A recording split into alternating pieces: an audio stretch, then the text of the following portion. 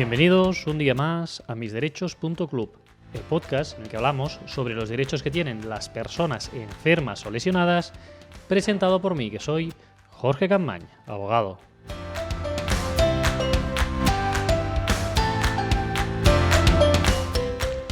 Muy buenos días a todos y feliz martes, un martes más aquí en misderechos.club, martes 18 de junio de 2019. En este episodio le vamos a dedicar a entrevistar al doctor Chamorro para hablar sobre el ictus.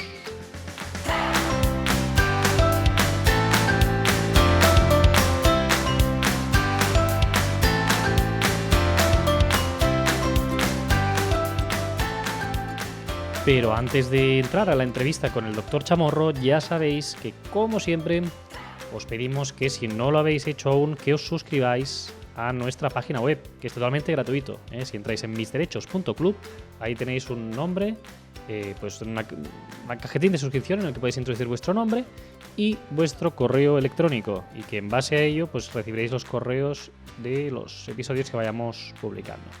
Que también nos podéis seguir por Facebook, misderechos.club en Facebook, tenemos una página, y también en Facebook hay un grupo de personas que siguen en grupo misderechos.club, que requiere de invitación y donde podrás conocer más de 300 personas que están compartiendo sus experiencias.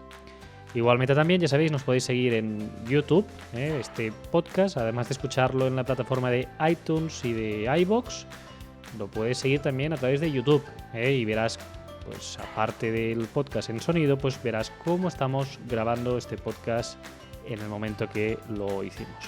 Así que varios medios para escucharnos. Muchísimas gracias a todos por vuestra atención. Os pido que lo compartáis esto si podéis, en iVoox le dais me gusta, o en iTunes nos hacéis una reseña, o en YouTube nos seguís y compartís, pues todo ello nos ayudará a que mucha más gente pues pueda escucharnos y seguirnos. Dicho esto, la entrevista de hoy, doctor Chamorro, sobre el ictus. El doctor Chamorro es una persona que lleva más de 20 años dedicada al estudio del ictus, que dirige la unidad en el Hospital Clínic de Barcelona, neurólogo evidentemente, y que, entre otras cosas, pues ha hallado una fórmula que aumenta las probabilidades de poder salir indemne de un ictus. Pero no os avanzo más porque la entrevista es muy interesante. Así que vamos a ello.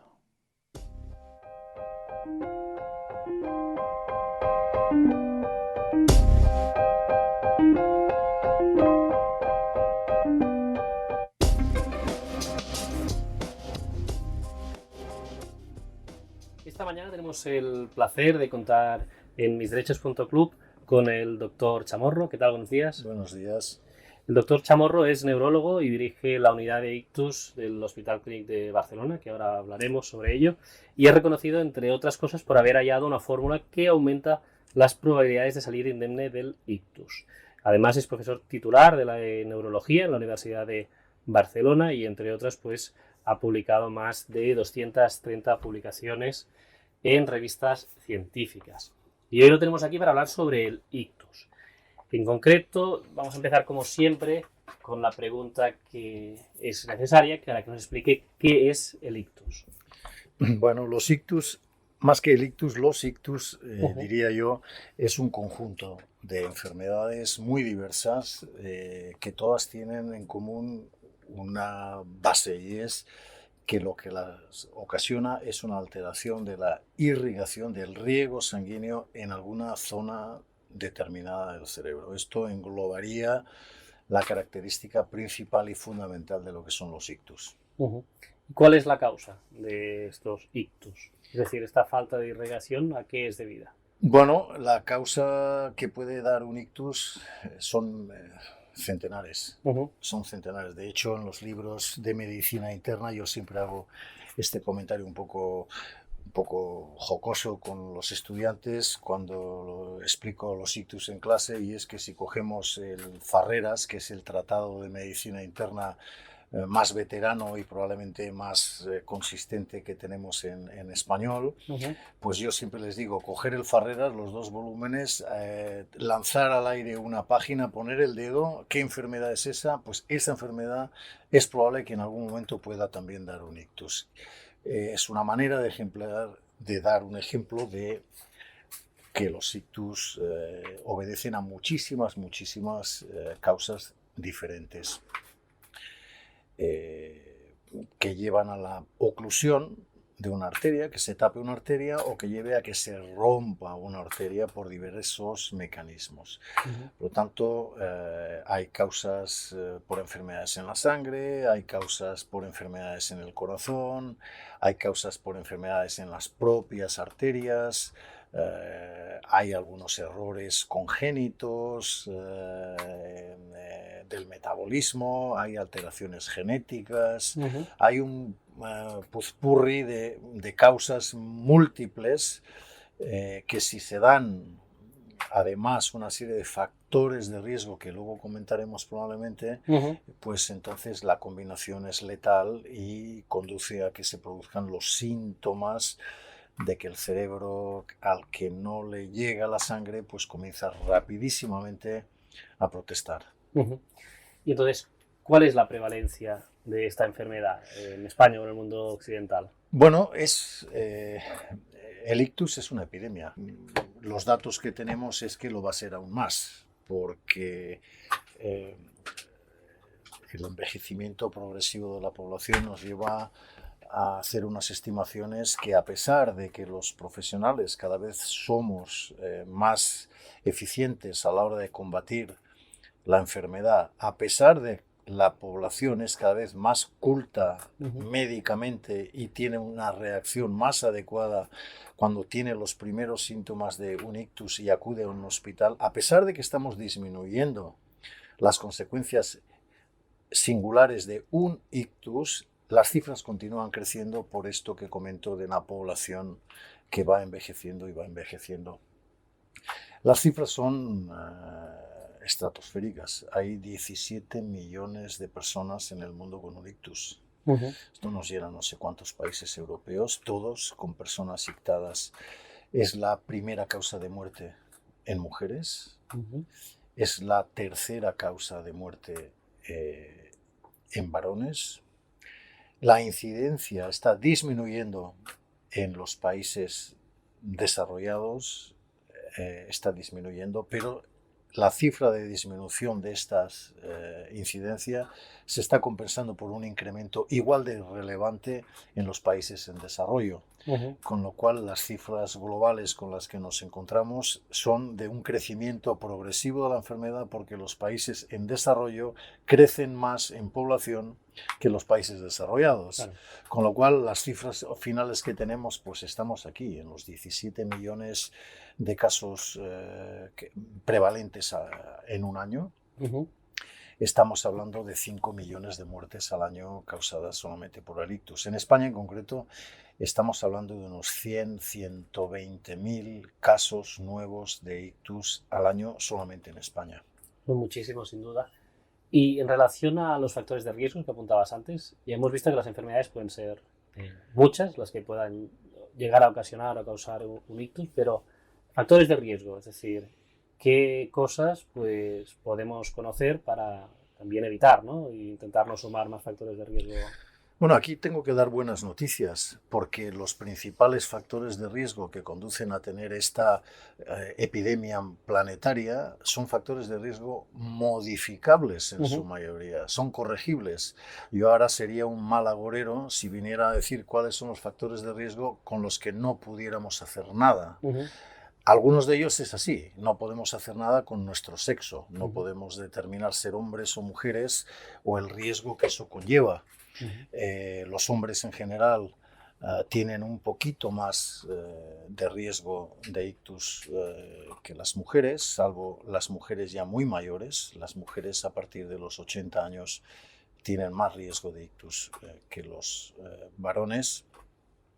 Y no podemos hacer nada con el envejecimiento. La edad es un factor de riesgo, pero no quisiera que quedara la idea de que el ictus es una enfermedad de ancianos.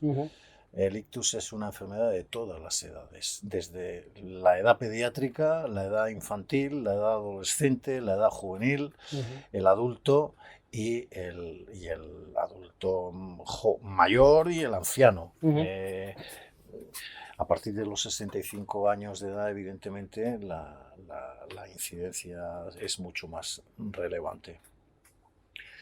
De los factores modificables que decía, yo quisiera destacar sobre todo la hipertensión.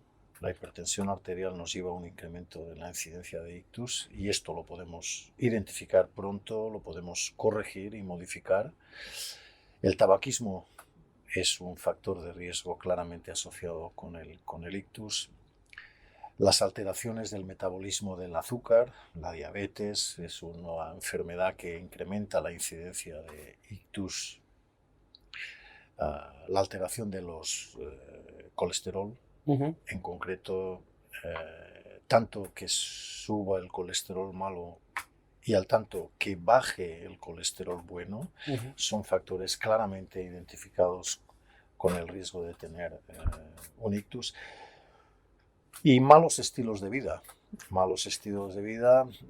que quisiera enfatizar, porque la falta de ejercicio, la falta de ejercicio tiene un efecto muy negativo en el ictus, y esto es fácilmente corregible. Es simplemente con comprarse un chándal de deporte y usarlo, ya estamos poniendo un muro de contención importantísimo al ictus, que no quisiera dejar de enfatizar. Las mejores medicinas, a la persona que ha tenido un ictus, las mejores medicinas nos van a ayudar a que no tenga otro ictus y van a tener un efecto aproximado de un 20%. El 80% restante para evitar volver a tener la enfermedad es cambiar nuestro estilo de vida.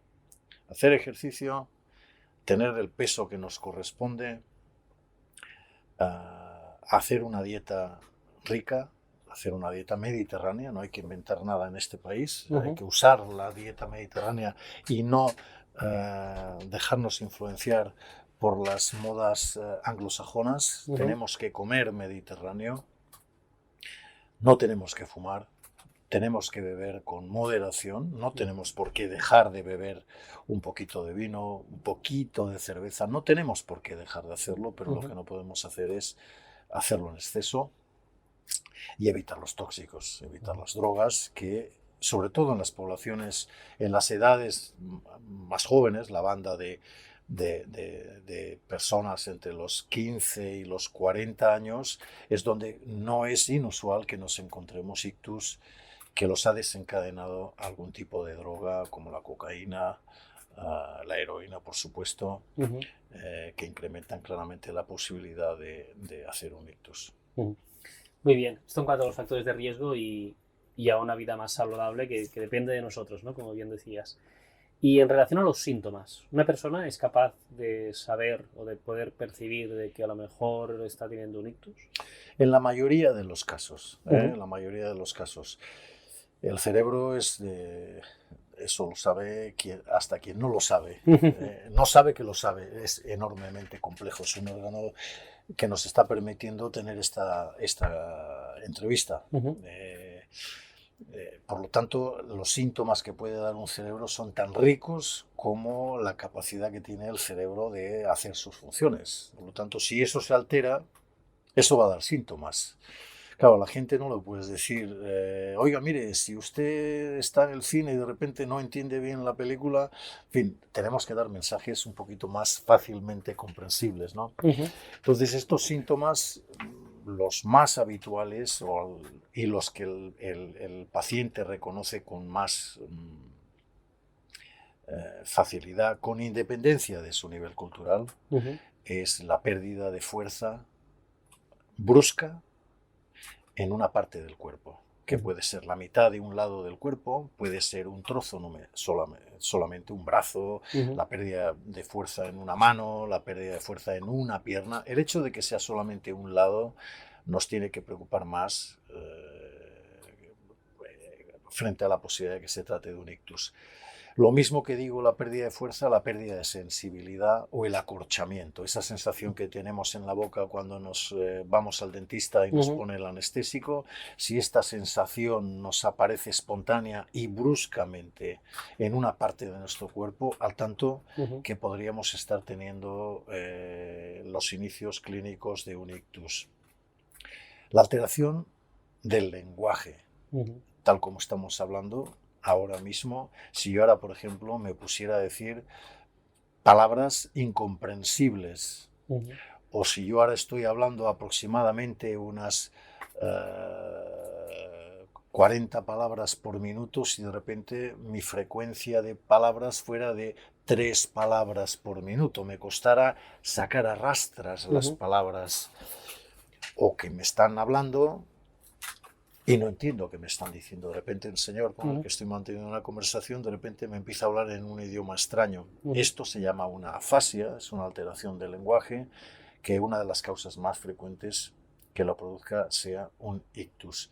Y por último, otro síntoma muy frecuente y que nos debe de alertar es la presencia brusca de una alteración en la visión. Que de repente en nuestra mirada, como si nos cayera un telón de un teatro negro delante de un ojo o en la mitad de cada uno de los dos ojos, y nos impidiera tener una visión nítida de lo que estamos viendo. Todos estos, digamos, son los síntomas más comunes, más frecuentes de manifestación de que hay un problema circulatorio cerebral. ¿Y esto se da en algún momento del día más frecuentemente? Es decir, cuando estás en una situación más tranquilos, o a lo mejor cuando estamos haciendo esfuerzo físico, o no tiene ninguna relación. Hay relación. A ver, nos pasamos 8 horas durmiendo, los que tienen la suerte de poder dormir 8 horas, y nos pasamos pues el restante hasta las 24, 16 despiertos. Por lo tanto, hay más ictus despierto que dormido, porque hay más horas en las que estamos despiertos. Esto no quita, y este es uno de los problemas a los que se ha enfrentado el ictus siempre, es que hay aproximadamente un tercio de los ictus ocurren mientras uno duerme. Se mete en la cama bien y se despierta por la mañana con el problema. Esto nos retrasa muchísimo todo ese tiempo en el que el paciente ha podido estar ictado, y como no estaba despierto, no da la alarma y no acude urgentemente a un hospital. Los ictus ocurren más frecuentemente de día, y algún tipo de ictus determinado, por ejemplo, un tipo de ictus que se llama la disección de una arteria, se produce por traumatismos, por golpes, por giros bruscos de la cabeza, por posturas forzadas, mantenidas, que destensan las paredes arteriales y las rompe, las puede romper y producir un trombo en la pared. Y esto, por lo tanto, hay algunos ictus que se desencadenan por el ejercicio, pero la mayor parte de las veces el ictus acontece brutalmente, de forma inmediata, sin que haya un factor que podamos identificar como que lo propicia. Y en relación al tiempo desde que tienes estos síntomas hasta ir a urgencias, ¿cuán importante es?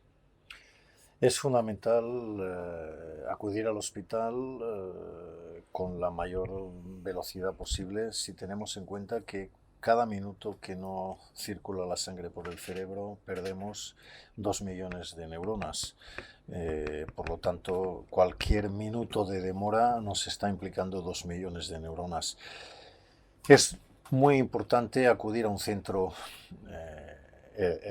grande, un centro que tenga una dotación tecnológica, que tenga las capacidades de estudios de imagen y los especialistas que habitualmente son neurólogos que tratan a estos pacientes.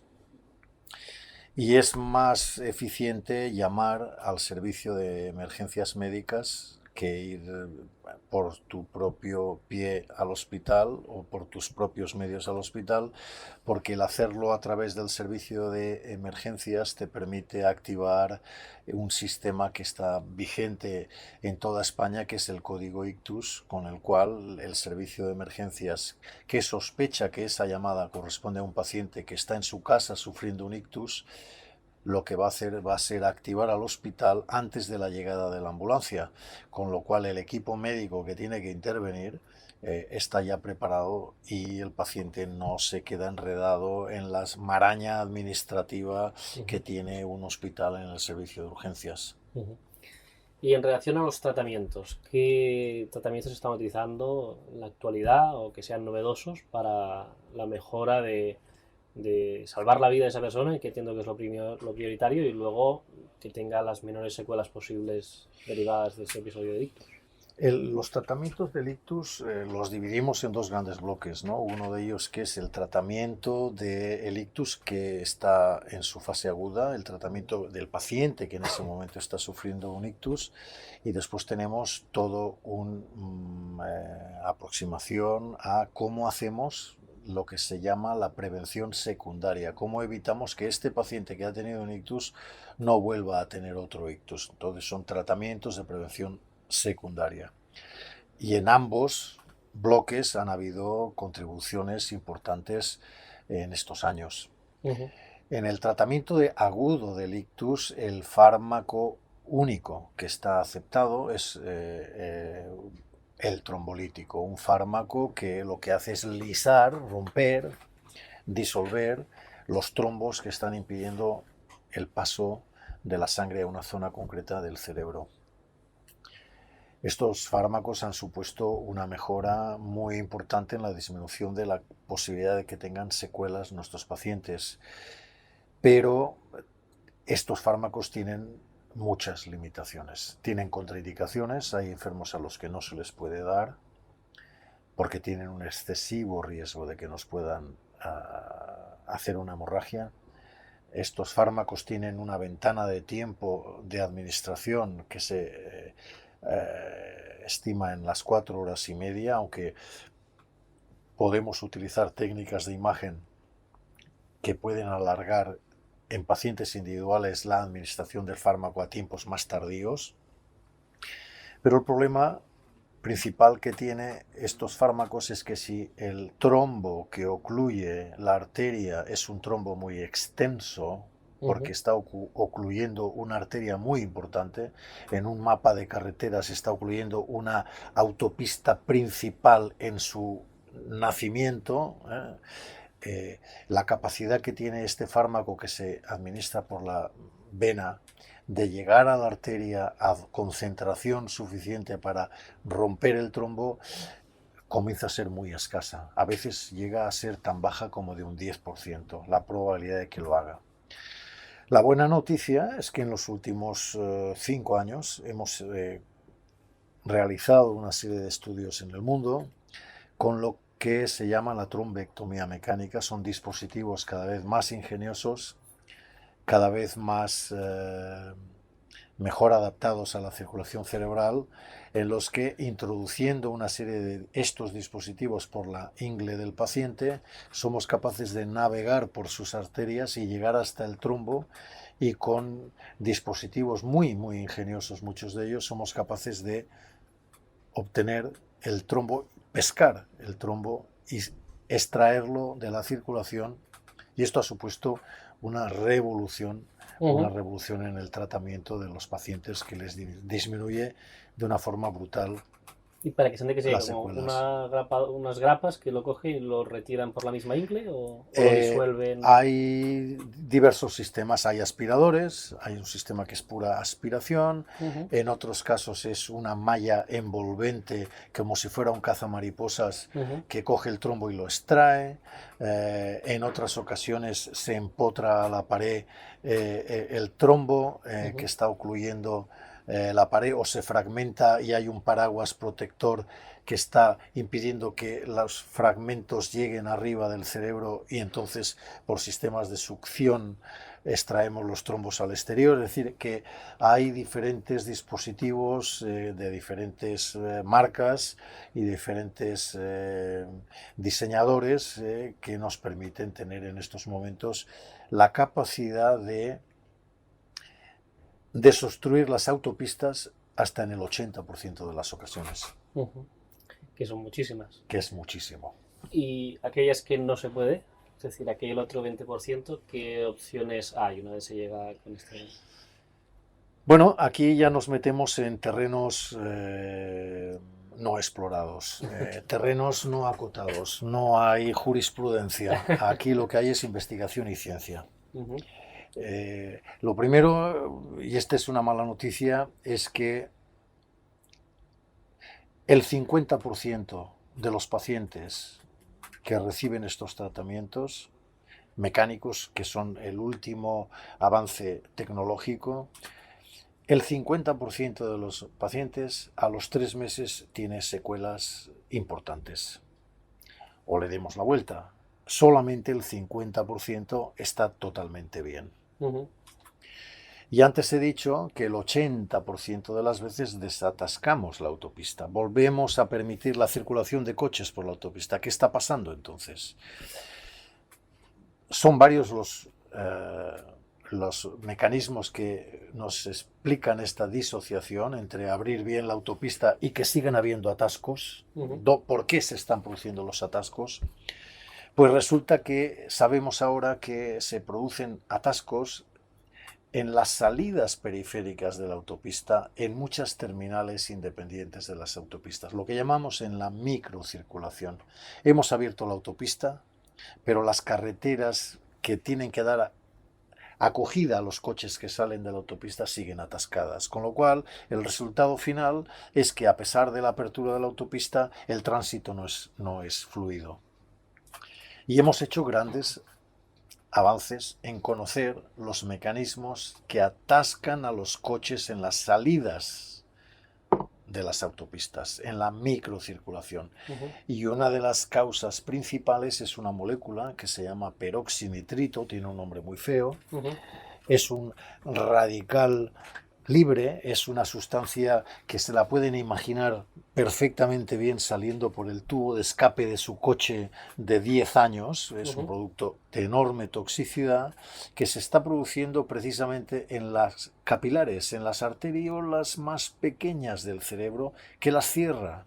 Y a pesar de que abramos la autopista, el capilar sigue cerrado por culpa de la producción del peroxinitrito que le comento.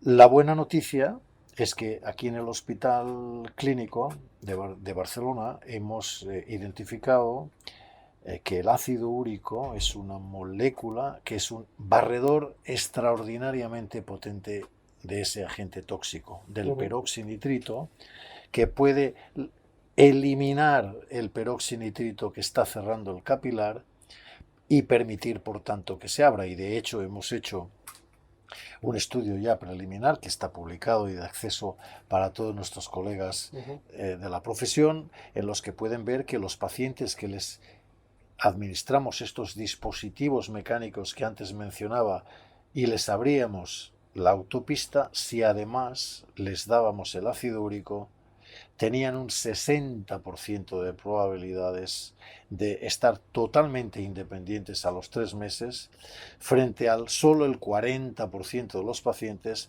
que les dábamos el dispositivo mecánico y luego les dábamos un placebo. Por lo tanto, es un avance muy significativo que estamos en estos momentos en la fase de consolidar, cuando tengamos la financiación adecuada para consolidar el hallazgo y poder llevar el fármaco a todas las farmacias de los hospitales del mundo. Muy bien, sin duda es un gran avance. ¿Y todos los pacientes tienen esta toxina, ¿no?, que nos hablaba, o es solo algún grupo? Todos, absolutamente todos. Esto forma parte inherente a la evolución de un infarto cerebral. Cuando una zona del cerebro no recibe sangre, quiere decir que no recibe oxígeno y que no recibe azúcar, no recibe glucosa, por decirlo de una forma muy sintética. Cuando esto ocurre en una célula, es indefectible que en un momento anterior o posterior se va a producir un incremento notable de la producción del peroxinitrito, entre otros radicales tóxicos que son los principales agentes deletéreos en el tejido cerebral, que van a transformar lo que se llama una isquemia, que es falta de riego, en una necrosis, que es la muerte de la célula. Es decir, que esto es causa directa del ictus. Correcto. Es decir, no es que a lo mejor esa persona ya tuviera un poco esta radical libre ya antes de tener el ictus. Antes del ictus se pueden favorecer la producción de estos radicales y es lo que hacen los factores de riesgo. Los factores de riesgo lo que nos hacen es una predisposición incrementada a tener mayor inflamación en la arteria, en las arterias del organismo, incluyendo las del cerebro, estar más inflamadas y tener más radicales ya de base Ya. Si a eso además le añadimos la oclusión de la arteria y la falta de sangre, de oxígeno y glucosa, pues se juntan el hambre y las ganas de comer y la consecuencia es la muerte del tejido cerebral. Y esto no hay forma hoy en día aún de poder llegar a un diagnóstico previo y decir, no, es que tienes un, al invento, por ejemplo, si fuera una analítica, ¿no? Tuvieras una analítica y dices, es que tienes estos radicales libres un poco más altos y que se pudiera hacer un tratamiento preventivo, ¿no? Los radicales libres son un reto científico para su uso clínico. Son de un enorme poder científico, pero su aplicación práctica en la clínica son de enorme complejidad, porque son extremadamente fáciles de alterar y producir resultados artefactuales en su medición para uso clínico. Tienen una vida como tal que de milisegundos.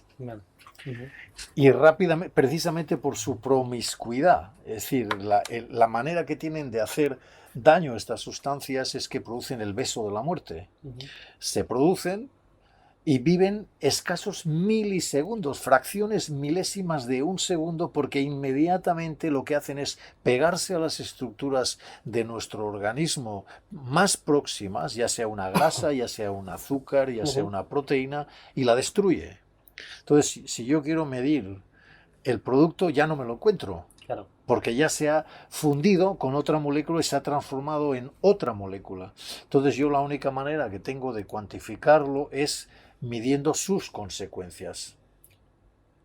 Y eso tiene poca utilidad como diagnóstico clínico anticipativo de un riesgo.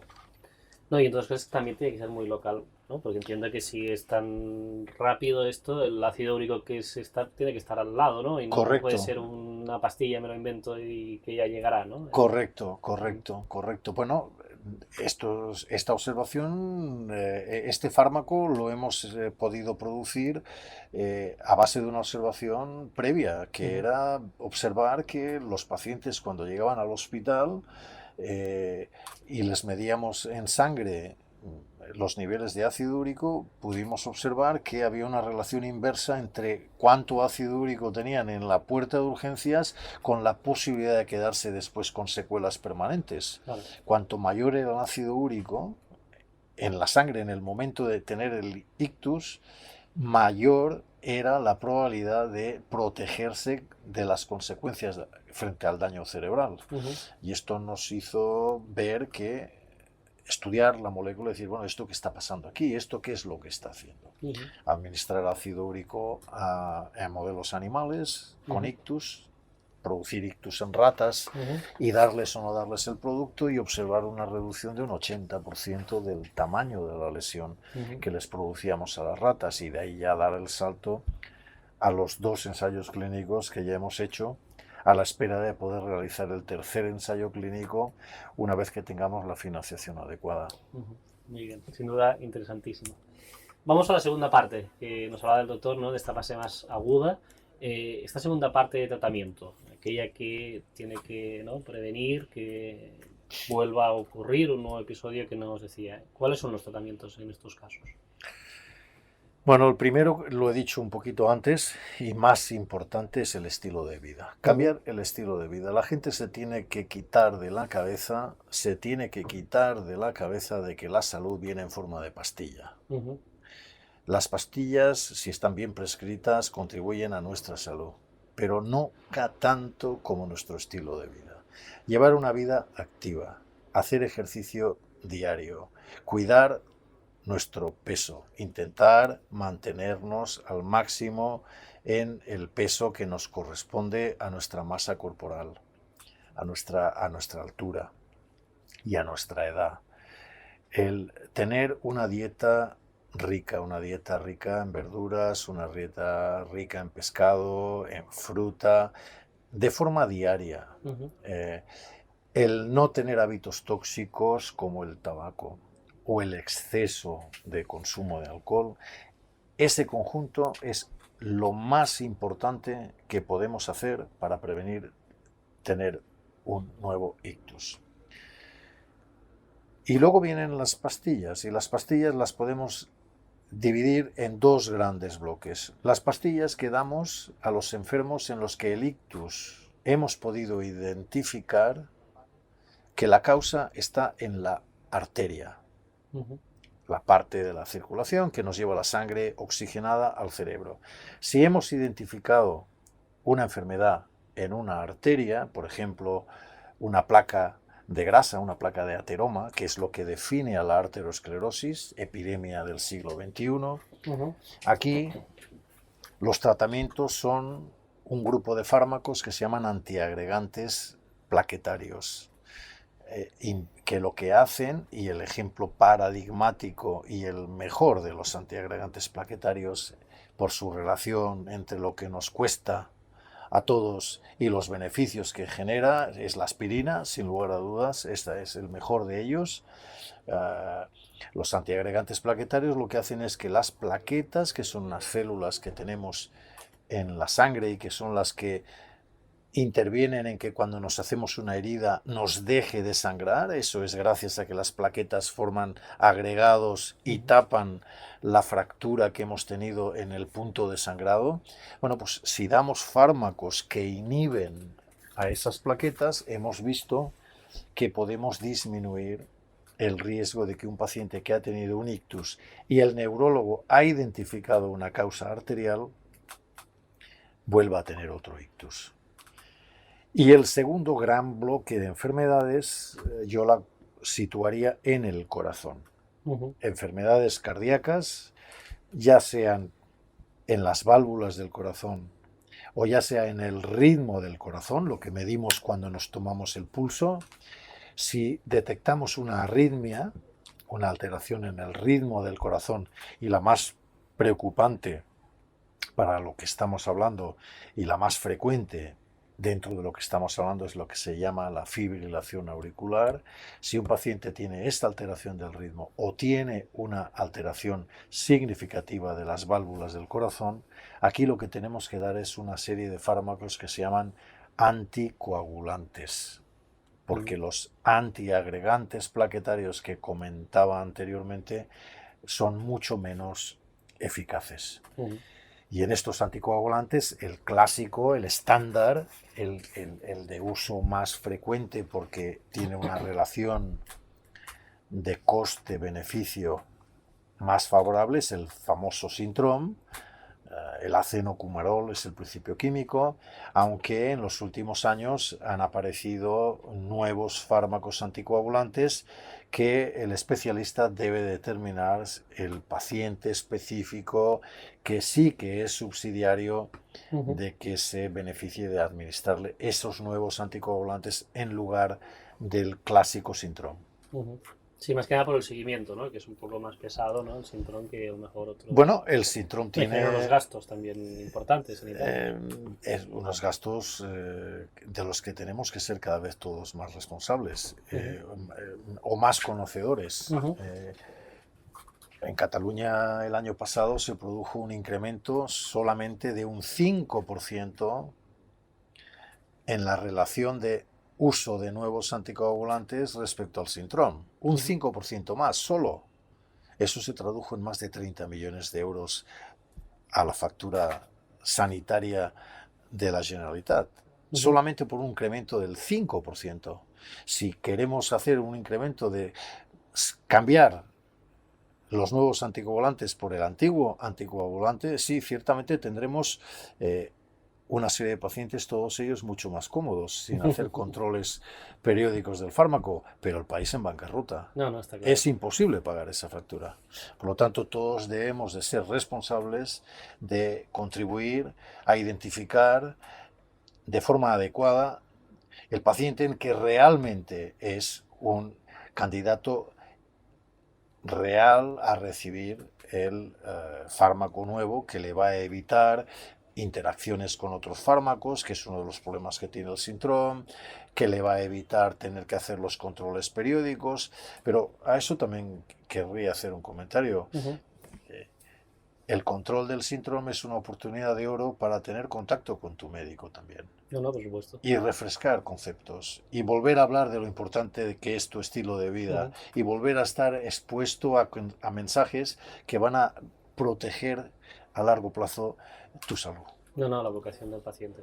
La educación del paciente. Y vamos ya a la última fase. Hemos pasado a la fase aguda, se han hecho ya las prevenciones oportunas para que no vuelva a ocurrir un nuevo episodio. Pero en esa fase de rehabilitación, ¿no? Ese año posterior al ictus en el que se tiene que recuperar esas funciones cognitivas y demás, ¿qué importancia tiene ese tratamiento rehabilitador?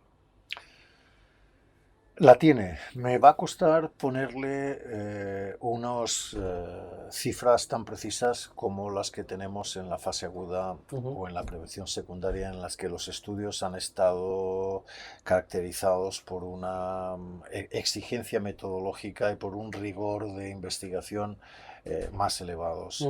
El campo de la rehabilitación es un campo en el que todos navegamos un poquito más a ciegas. Yo creo que no hay duda de que a los pacientes hay que ofrecerles rehabilitación. Es imprescindible ofrecerles rehabilitación. La fisioterapia, diferentes técnicas rehabilitadoras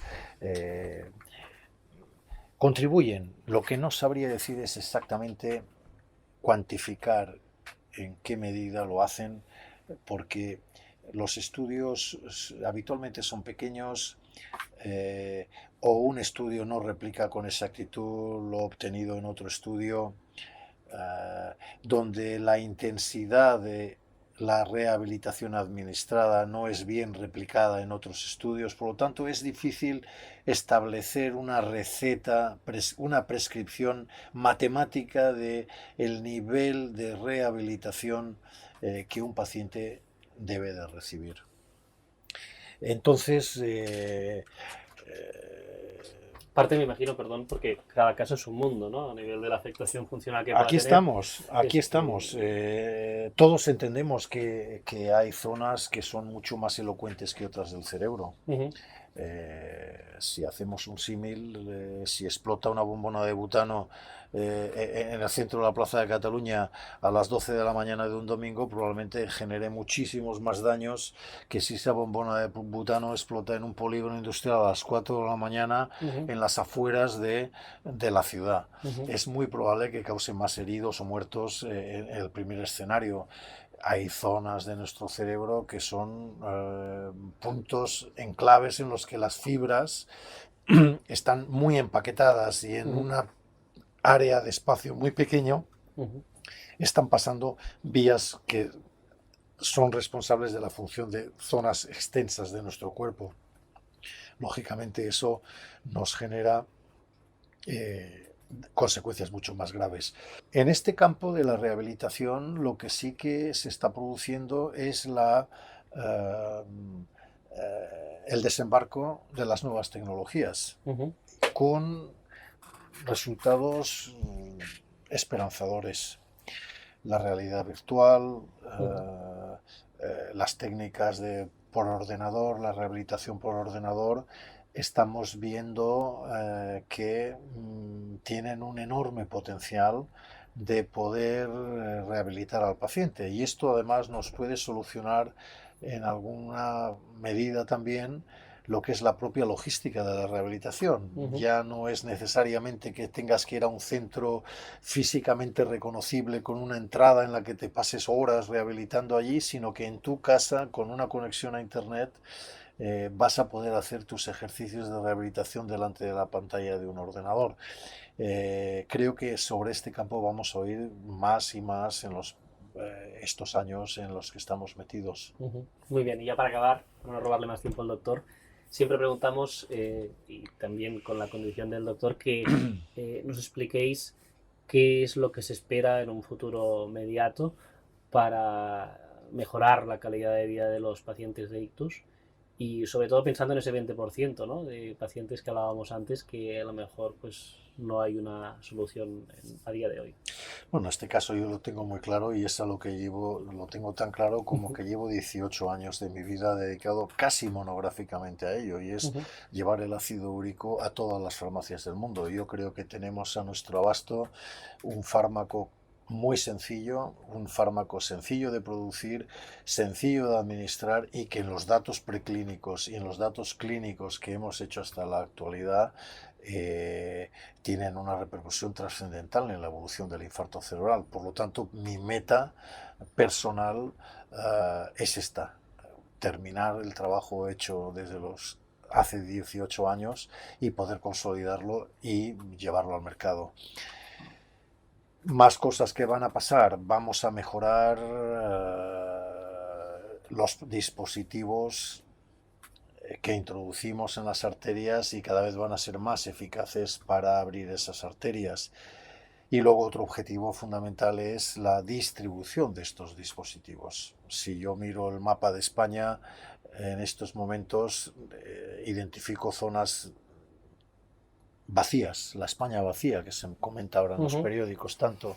Bueno, hay una España vacía de ictus también, zonas de la península ibérica en las cuales sufrir un ictus comporta una mayor posibilidad de que te quedes con secuelas porque no tienes un acceso rápido, inmediato a centros tecnológicos en que te puedan solucionar el problema. Por lo tanto, ya no solo es descubrir más cosas, sino que las que tenemos lleguen a más gente. Ese es otro de los retos organizativos que tenemos en nuestro país. Muy bien. Y en cuanto a tratamientos, más allá del ácido úrico y demás, que puedan mejorar esta segunda fase, ¿no? La fase de la rehabilitación y demás, con lo que nos has comentado de la realidad virtual y demás, ¿se está investigando también en alguna vía para que pueda mejorar? Se está trabajando mucho y avances muy lentos con las células madre. Esto ya no es la neuroprotección de la que he hablado antes, es decir, yo tengo el ictus, me ha venido la catarata de problemas encima de mi cerebro, voy a poner un escudo protector, esto sería la neuroprotección. Ahora ya voy a aceptar que la catarata me ha caído y ahora voy a hacer neuroreparación. Voy a estimular de alguna manera la capacidad que tiene mi propio organismo en reemplazar el tejido muerto, quizá enseñando a trabajar a las zonas que han quedado, a trabajar en las funciones que esas células perdidas han dejado de hacer. Estamos todavía muy lejos de que estos tratamientos tengan un uso clínico y se puedan prescribir en los hospitales. Por lo tanto, desconfiemos de quien nos cuente que tiene la pócima milagrosa, la purga de Benito, en forma muy moderna de células madre. Queda mucha investigación por delante antes de que podamos pensar en utilizar estas células madre como terapia neuroreparadora de los infartos cerebrales. Bueno, esperemos al menos que el ácido úrico llegue lo antes posible y que luego ya, si vienen las células madres y sirven para, pues, ¿no?, regenerar, ¿no?, esos tejidos, pues bienvenidos sean. Bienvenidos sean, correcto. Muchísimas gracias al doctor por su tiempo y encantados de haber compartido este momento con... Muy bien, un placer. Muchas gracias. ¿Qué tal? ¿Qué os ha parecido la entrevista con el doctor Chamorro? Por favor, os pido que nos deis feedback. Yo creo que es una entrevista de las que más extensas hemos hecho, incluso la hemos tenido que acortar. Estuvimos hablando largo y tendido con el doctor Chamorro, pero creo que la edición que hemos hecho pues es bastante fiel a la realidad de esa entrevista. Me quedo con varias cosas del doctor Chamorro, una enfermedad que nos dice que es muy prevalente, la primera causa de mortalidad entre las mujeres, que hay una serie de factores de riesgo que depende de cómo actuemos nosotros, pues los podemos minimizar, es decir, nuestros hábitos, la hipertensión, el colesterol, los hábitos de fumar, de la mala vida, vida sedentaria sin hacer ejercicio, etcétera. Es decir, que hay muchas cosas que nosotros podemos hacer para evitar sufrir un ictus. Y por último, con estas investigaciones, ¿no?, relacionadas con ese ácido úrico, que esperemos que pues, pronto pueda llegar todo esto para que pues, esos estudios que está haciendo el doctor Chamorro y otros de sus colegas pues, puedan llegar lo antes posible y que aquellas personas que hayan sufrido un ictus, pues las secuelas se puedan minimizar al máximo. Así que esperemos que la ciencia vaya avanzando. Y de nuevo aquí agradecer públicamente al doctor Chamorro por el tiempo y la amabilidad que tuvo de dedicarnos pues, ese espacio para divulgar con todos nosotros pues esos conocimientos que sin duda van a hacer que todos comprendamos mucho más qué es esta enfermedad del ictus. Que tengáis un feliz martes y os recuerdo que mañana tenemos episodio. Mañana miércoles vamos a hablar en concreto sobre una enfermedad, en este caso una enfermedad cardíaca, que es la insuficiencia mitral. ¿Qué es esto de la insuficiencia mitral? Mañana en el episodio del miércoles lo vemos. Que tengáis un feliz martes y nos escuchamos aquí de nuevo mañana.